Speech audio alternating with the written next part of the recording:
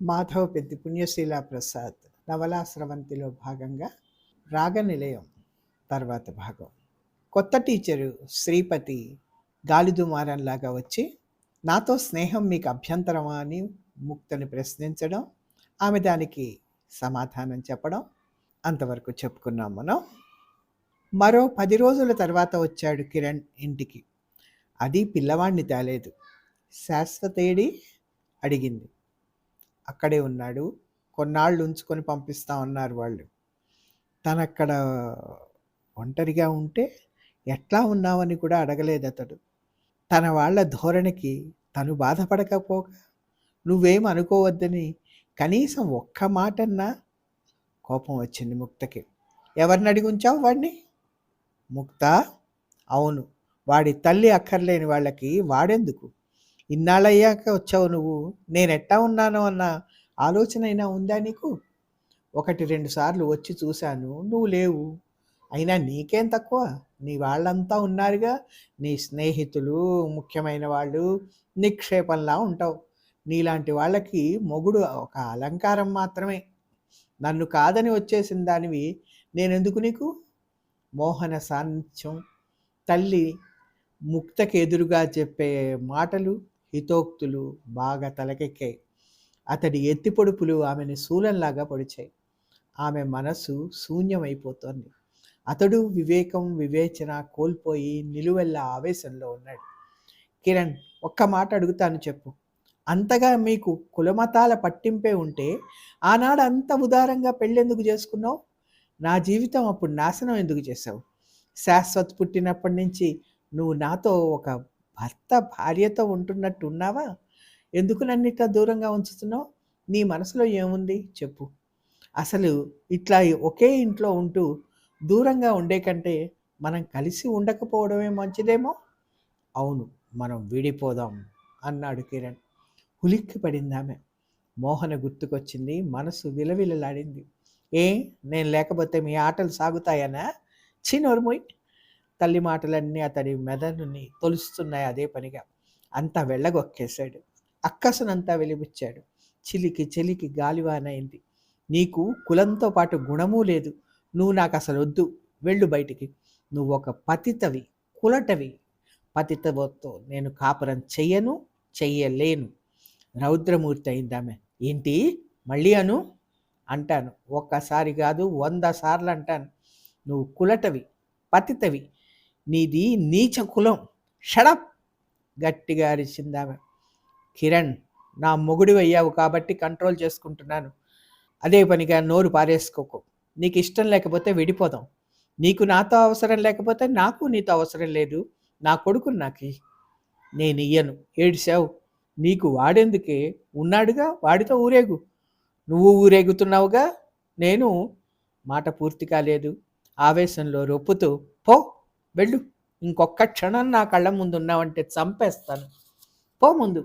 నువ్వు చచ్చినా పిల్లవాడిని ఇవ్వనుగాక ఇవ్వను. పో, ఎవరితో చెప్పుకుంటావో పో, చెప్పుకో. ఇంకా అరుస్తూనే బయటికి నెట్టేశాడు కిరణ్. అతడంటే విరక్తి, అసహ్యం కలిగాయి. ముక్తకి తను ఎంతో ప్రేమించింది కిరణ్ని. అతడిని భర్తగా పొందినందుకు మురిసిపోయింది. అతడి కోసం అవమానాలన్నీ భరించింది.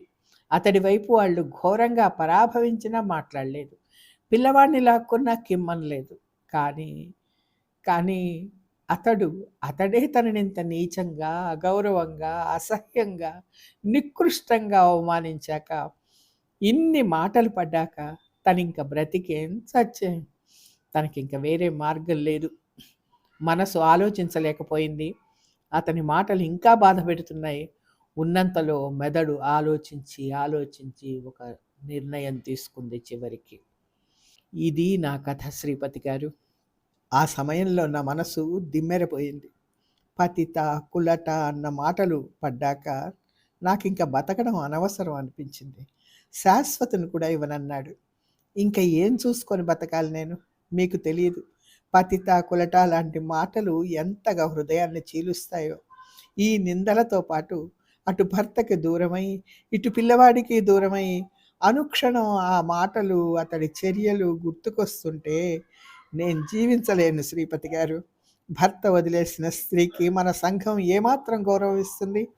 అందుకే, అందుకే ఈ పనికి తలపడ్డాను చెప్పడం ముగించింది ముక్త.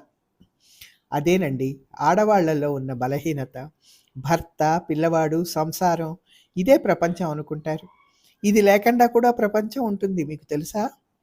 వివాహితులైన స్త్రీకి వేరే ప్రపంచం ఏముంది? దానిలో అర్థం ఏముంది?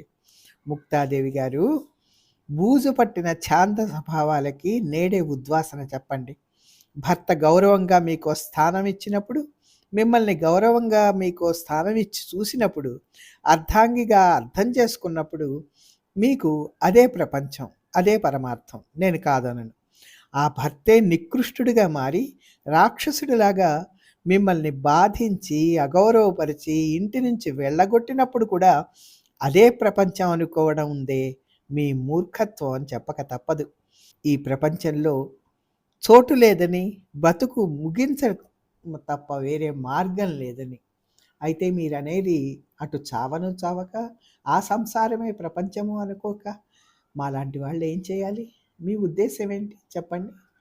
నవ్వాడు శ్రీపతి. ఆవేశపడకండి, అదే నేను చెప్పబోయేది.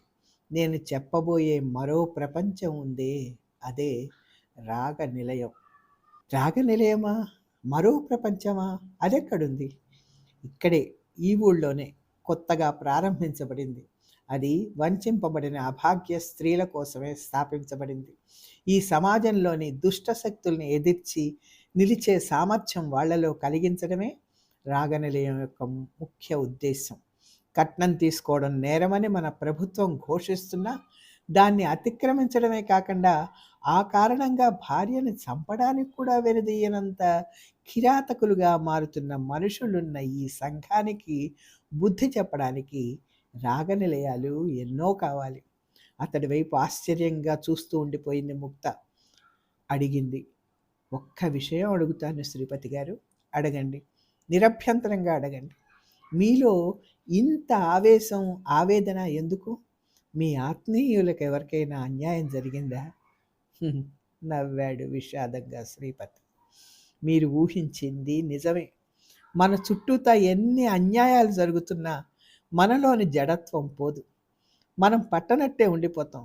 చిత్రం ఏంటంటే ఇదే మన వాళ్ళకి, మన ఆత్మీయులకి జరిగేటప్పటికీ మనలో చైతన్యం వస్తుంది.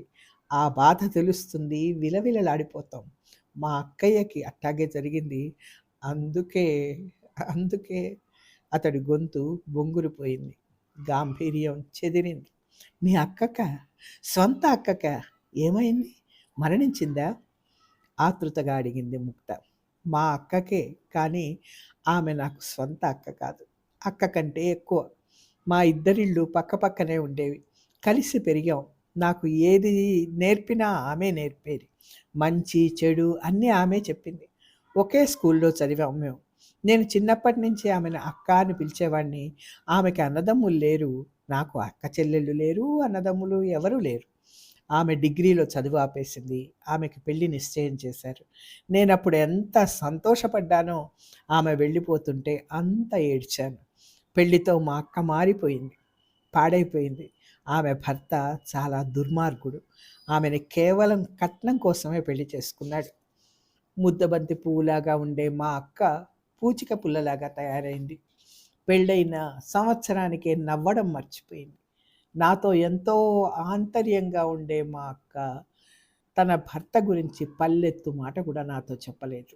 ఆమె భర్త తాగుబోతూ, తిరుగుబోతూ. మా అక్క తెచ్చిన కట్నం డబ్బు చాలేదని ఇంకా ఇంకా డబ్బు తెమ్మని వేధించేవాడట. నగలు, చీరలు అన్నీ తీసేసుకున్నాడు.